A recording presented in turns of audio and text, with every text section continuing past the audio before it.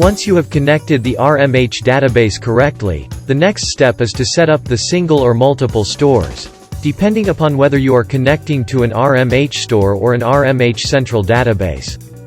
In this video, we will show you how you can set up the store in application. Go to Configuration menu and then select Store Setup. Click on Download Parameter. This will list all the stores in your database. Now you need to define the starting point, from where RMH data will be sent to QBO. Enter the RMH first batch that you want to send to QBO.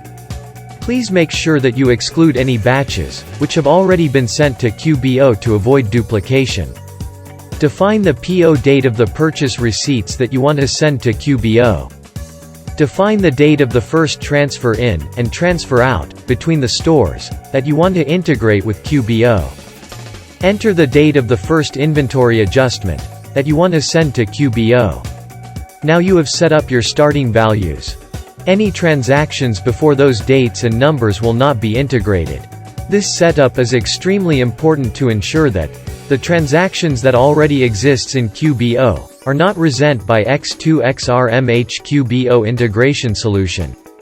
Want to learn more about our RMH-QuickBooks integration?